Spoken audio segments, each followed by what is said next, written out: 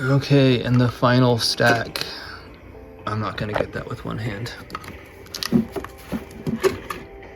All right, I'm putting this down. I'm making a mess. I'm donking it up. Okay, the rest of these I believe are all photo books. So these are all mine.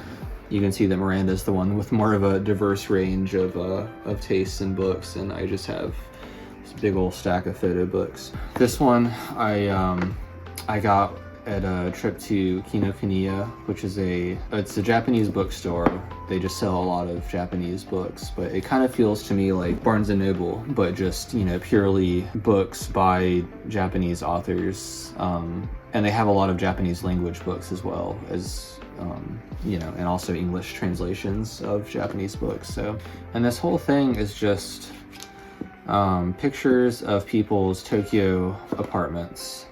I've always been interested in just kind of seeing how different people live, just kind of taking a look into somebody's like living area, you know, how they decorate, what they have out.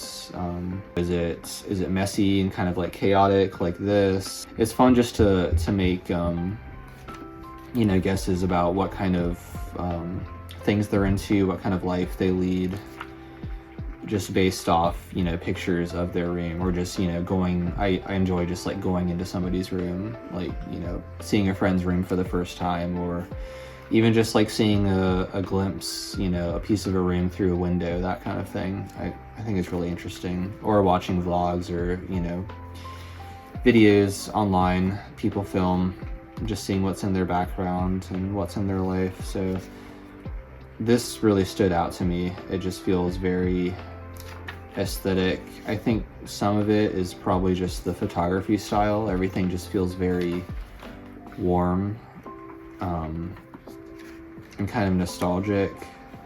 And I think a lot of this stuff might be kind of like 90s and 2000s, which is, you know, to me a very nostalgic era, because that was my childhood. So just that kind of like warm look. And I actually like this style a lot. I don't know if it's, you know, purely a Japanese style, but just having a couch or something on one side, a coffee table in the middle. I don't have any in this picture, but, you know, people will sit around the coffee table and use it as just a regular table. So you have kind of like the, you know, upright sitting area, the table where you can sit down to eat or whatever, like at the table. And there's the TV in the corner of the room. And I don't really see that very much here in the US, but I've seen it in various, you know, Japanese living spaces, or you know, through media, that kind of thing. Yeah, I like the warm colors a lot. I like how some of these are very packed with things. You know, this feels very like clean. You know, they have the bed, it's a tatami room, bed's folded up, and they just have a ton of music. So it seems like the space is pretty small, but they have a nice big window, you know, right next to the bed.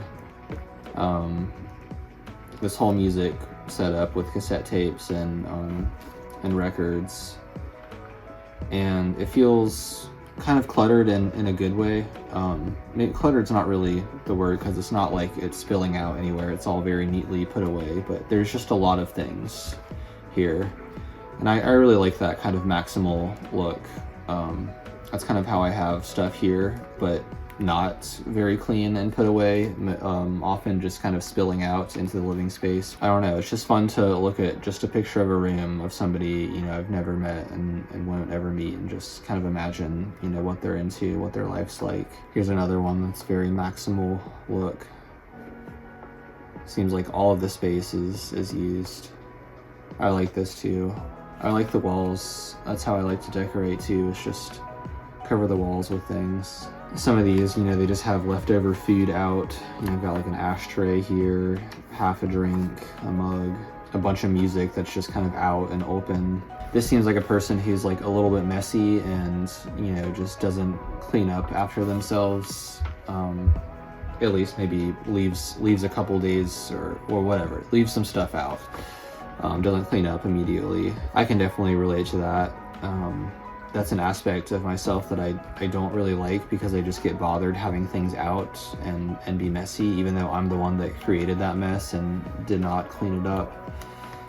So it's something that bothers me about myself, and I just feel a little bit better about it seeing things like this. Like, maybe this person also struggles with things like that, and you know, they just have a hard time cleaning up immediately, and clutter kind of builds up. You know, they've got like food out and, you know, CDs out. They're probably just busy doing other things. They don't really have that much time to like sit down and clean everything. So I don't know, it just makes me feel a little bit less alone, just kind of seeing some habits that I don't like in myself, but then you just see other people that maybe have the same kind of thing going on. I like how big this window is, just takes up almost floor to ceiling. I love seeing all these box TVs in here. Now this setup is a little bit like what I've got going on here, just a little floor desk, got the cushion underneath, maybe a blanket over there. Even got the lamp, which I rarely use this, I just have this for the video to illuminate the pages a little bit. You know, I've got the PAX bookshelf, which I don't have here next to me, you know, it's in the next room. You know, it just looks very cozy. Unlike this room where I have a lot more distractions, like I have the whole kitchen area, you know, the door to go outside is right here, you know, the TV, my desk and, you know, computer monitor over there. It's a lot more distractions around, but this space just feels kind of like what this could be, but just a lot more focused. Like I feel like I could just study here a lot better, really just focus on reading or just doing some work or learning something.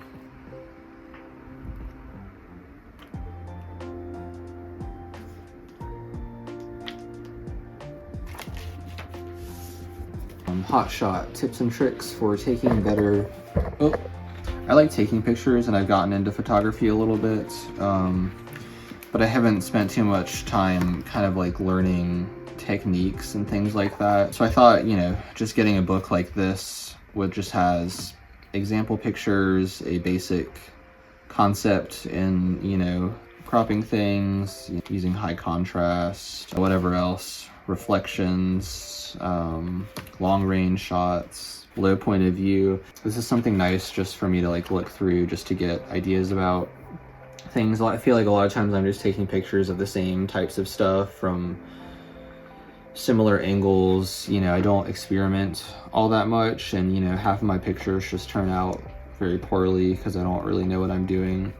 So it's kind of cool, and you know, you can see they got all the camera info, you know, what type of camera and lens and what the film is, and just a little bit of info about the types of shots. You know, I would like to get more portraits. I find it kind of difficult to do. I would like more pictures of myself, maybe just like some more like stylistic stuff, or even just some more like candid type stuff, which of course I can't do of myself because I will know, or you know, maybe you count candid as just like you're out doing something and just kind of like take a selfie or something, but you know, something gets lost in that.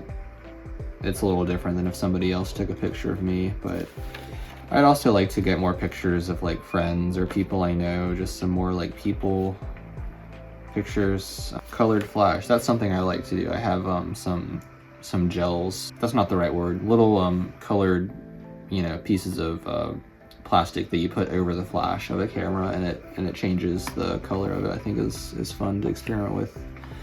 But my the camera I use most often, which is the Lomo Apparat, the flash is broken on it. I don't know what's wrong, so I haven't really experimented with that in a while. I've just been getting stuff outside during the day. So I mean, some of these I don't really like that much. I think these are like kind of cool, but and I'm not even sure how to describe what I don't like about it. I think maybe it just feels like too processed. It looks too like clean and modern. I'm not really sure. I think it's just different from what I tend to go for, which is just kind of like grainier stuff, you know, just kind of lower quality, more just point and shoot type stuff. one. Some of these just feel a little bit too like pristine, which is definitely like a style and like a, you know, something, a way to learn that. It's just not something I am very interested in, at least right now. Self-portrait. So here's something that I could stand to learn about. I have very few self-portraits, and I cringe even just filming myself like I'm doing right now. I'm kind of dreading going back through and having to edit through me just talking for like what's been about an hour at this point, and you know, just seeing myself on camera. I really don't like it, but I would like to get more comfortable with it, which is why I'm filming these. A reason that I've been, you know, filming videos more of myself. And in that same area, I would really like to get more pictures of myself and just kind of get more comfortable doing that. You know, I don't want to go through life and just not really have much pictures of myself. I'd like to just kind of like document myself over time. So anyway, something to improve upon for me. Another photo book. It's called This Is Happening, and these, you know, this book is a square. I like this, and the pictures are all squares too, which up until somewhat recently, for several years, it was just the square format, which I thought was cool. So these are all from Instagram. There is a list of all of the pages, you know, if you see any pictures that you like, and I've done this too. I see something and I'll go, you know, look up who the person was. So I think this is really cool because I like to find other photographers online on like Flickr, or, you know, sometimes through Instagram, things like that. It's fun to find people. Again, like with the Tokyo style, I think it's fun to, something like this, you can just take one single picture from somebody that, you know, in some ways really doesn't say very much about them specifically, but you can kind of try and figure out, you know, what they're like, what they're about, through this one picture that, you know, caught their eye, they thought was interesting. And it's fun just to kind of infer about them. And then with this, you can also learn more about them. Just go check out their, you know, online page. I really like this rain on the lens, and you know, see what else they have, and see, you know, if you're right at all, if there's anything you maybe like made up about them that seems accurate, or, you know, what's wrong. I remember there was one picture in here I looked up a little while ago. There's a picture in here that I really liked. It looked very like it looked like a nostalgic, just a picture of a summer memory from the past, that kind of thing. I really liked it, and I looked up their page, and I went and I looked at their other stuff. You know, I thought, because this picture is so appealing to me, I wonder if the rest of their stuff is going to have that same appeal. And I actually didn't. I didn't dislike anything on their page, but I think just whatever that drew me to that one picture that's in this book, I didn't really find in the rest of their stuff. So sometimes that happens. You know, it's like when you hear a song from a musician. This is a good one. The Wet Leaves. This happens all the time. I'll hear a song for the first time, I'll really like the song, and then I'll go check out the rest of that album of that artist that I haven't heard of previously. And then I'll listen to the rest of the album, and I won't really like any of them, just that one song that I heard. Yeah, you would think if you really like one thing that somebody did, some art form that somebody created, you would like more of their stuff, but it's not always the case. Something I like about this book is that there are professional photographers in here. You know, this is their social media. And there's also amateurs like myself, just people that are kind of interested in taking pictures. It's so easy to get down on yourself and just kind of think, you know, here's this art form I'm interested in, but I don't really know what I'm doing. A lot of my stuff turns out bad, or even if there's stuff that I like, I don't really know if other people would like it, or if it has any artistic value. I find a lot of solidarity in this, is, you know, something like this. This picture really stands out to me. in the grass in the fall. It looks like kind of mid-fall. There's a lot of leaves on the ground with just some lighting. There's a lot of shadows. There's probably a lot of trees around here kind of creating the shadows on the side. So for whatever reason, this picture really appeals to me. And I think part of it is it feels like something that I might see myself. Just a little scene, a little slice of life. Like maybe they were having a picnic out here or something, or they're just reading out. I'm not sure why there's so many books. Maybe there's a bunch of people involved in this, or just one person that wanted to skim through a bunch of books. But I don't know. It seems like something that I would see in real life and really like, and maybe try and take a picture of. And obviously, since it's in this book, somebody, if nobody else, the editor of the book or whatever, thought this had some type of artistic value and put it in. So it just makes me feel a little bit better about myself and my own pictures, that, you know, somebody will find some value in them.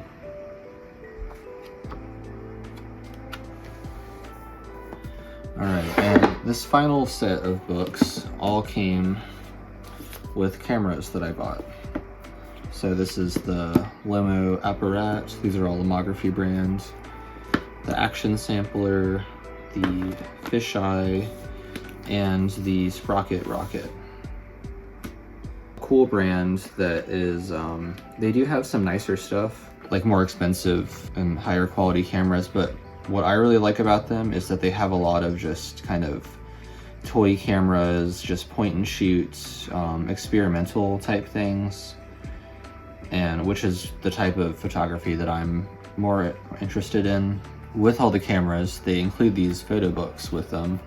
I'll just go through these one by one. They're all pictures, you know, of course, taken with the camera that you just bought, so it gives you ideas of the types of things that you can do.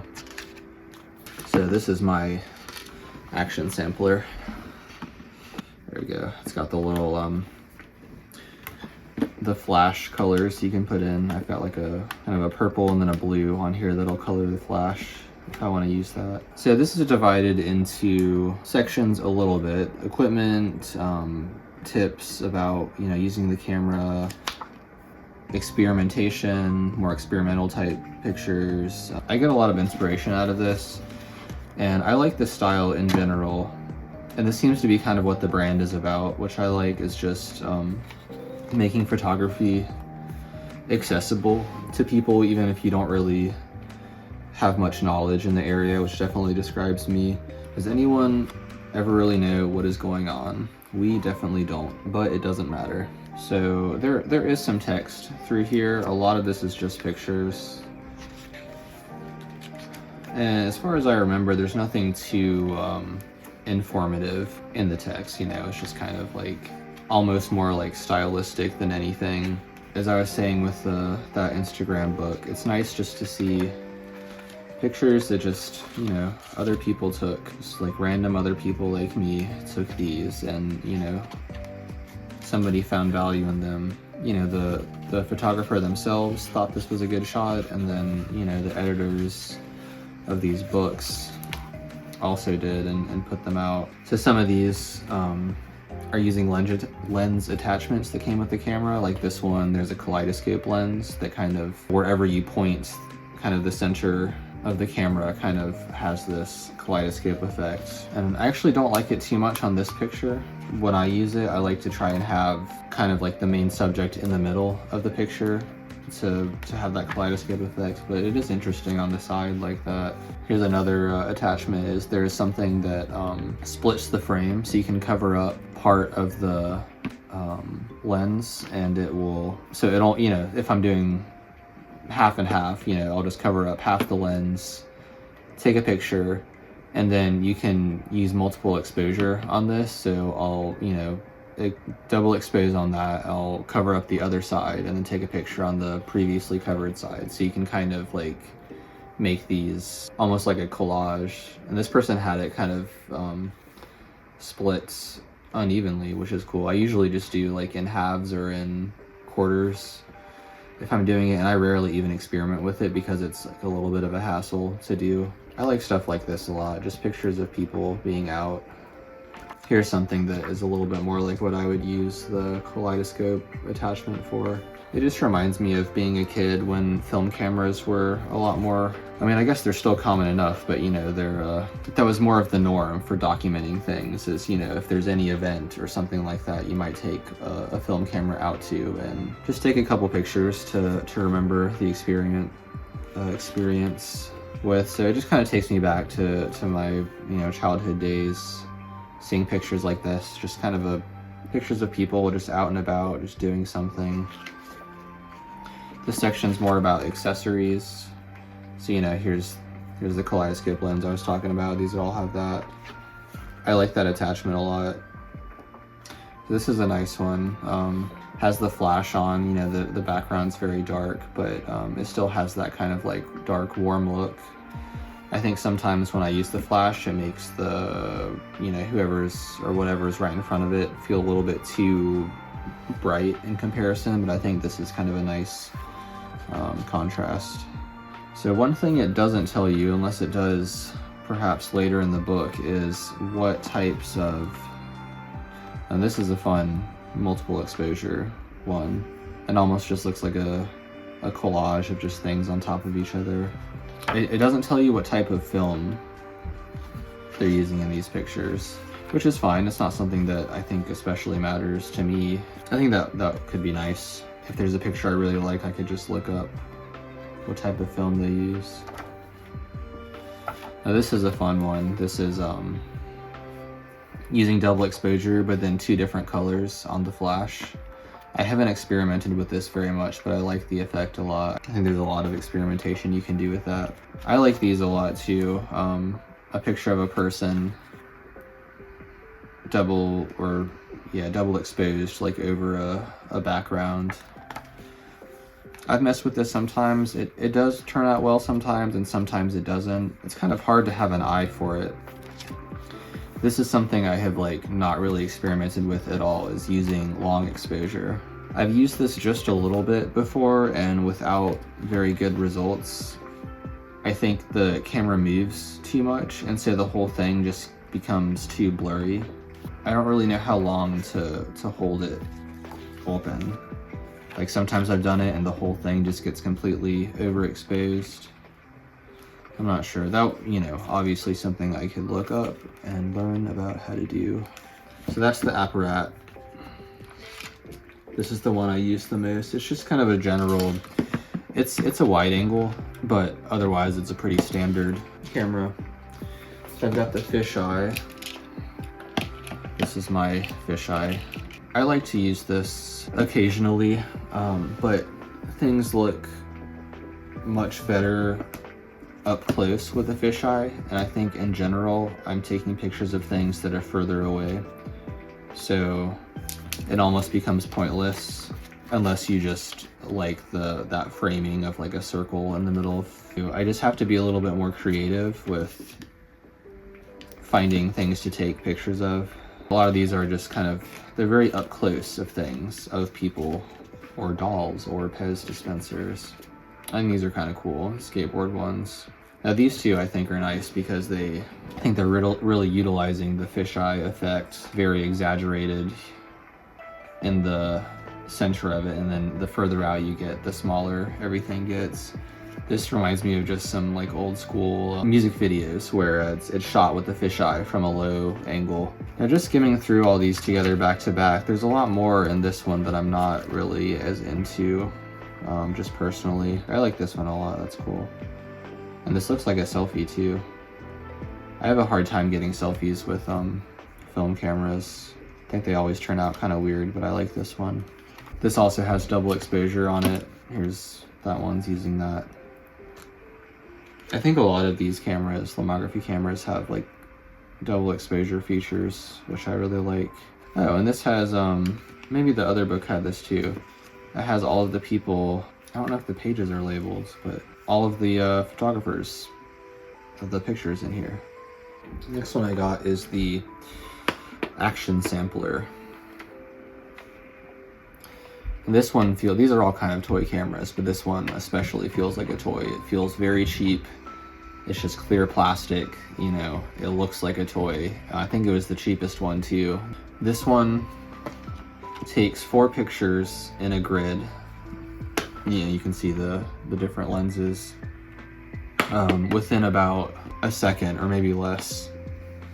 So ideally, it's great for capturing action, but it's so short that it's kind of hard to do sometimes. It almost just feels like 4 frames of the same thing without much movement in between. It's kind of hard sometimes to get a shot with movement, but see, this is a good one, doing the golf swing, because it's a fast motion, so there's a whole lot of movement in between them. Okay, it is 1 second, 4 shots in a second.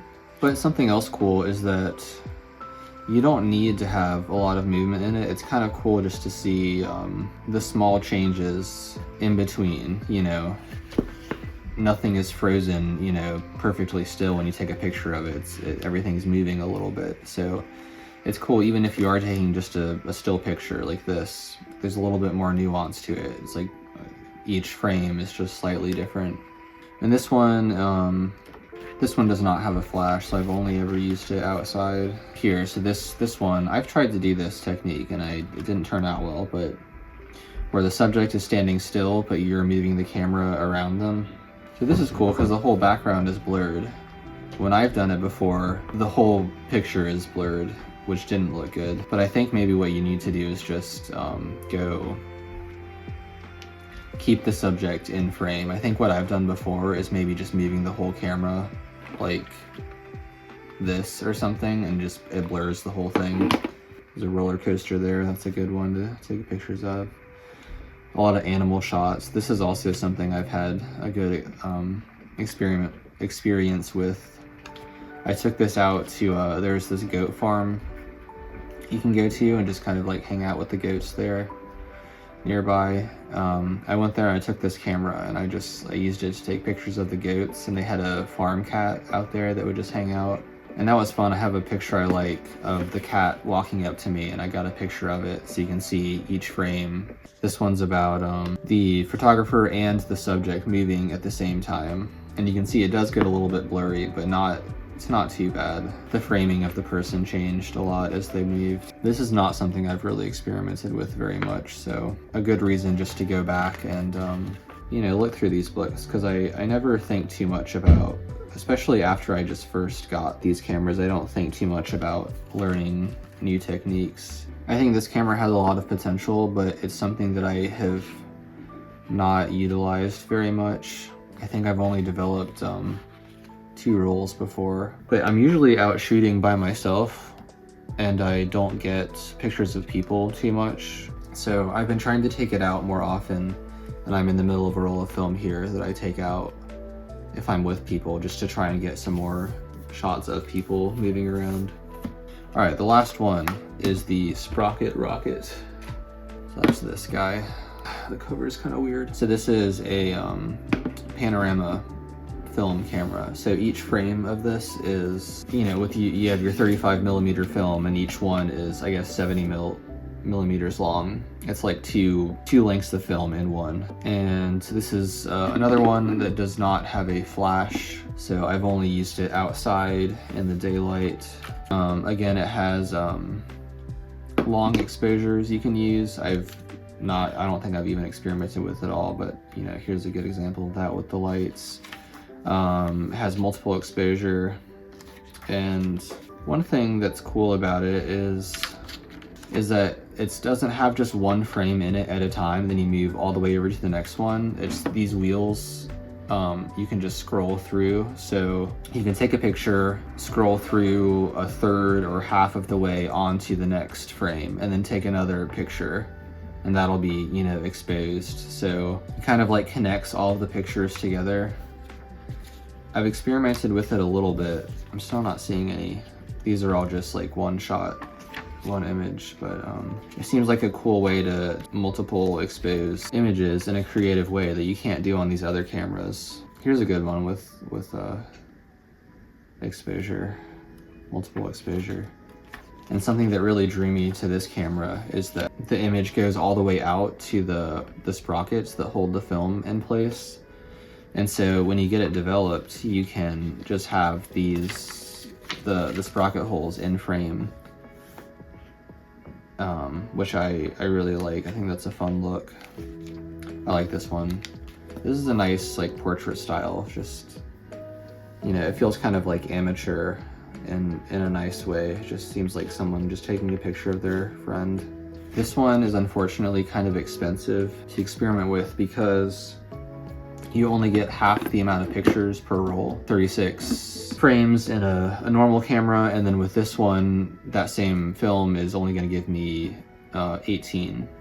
And also, to get it developed because of the panorama format and to get the sprocket holes in, you have to pay more, at least from any film lab that I've used. So it just gets to be expensive. I'm paying an extra, you know, $10+ just to get it developed and scanned. I'm only getting 18 versus 36 pictures out of a roll of film, so it just ends up being very expensive, you know. I think they're kind of hard to get to look good. A lot of the ones I've taken just turned out really bad in ways that I don't even know how it happened. So I'm kind of hesitant to use this. I do like the camera and I like the pictures. There's some good ones in here, but I'm hesitant to use it just because it's so costly just to experiment with it. But it is a cool camera.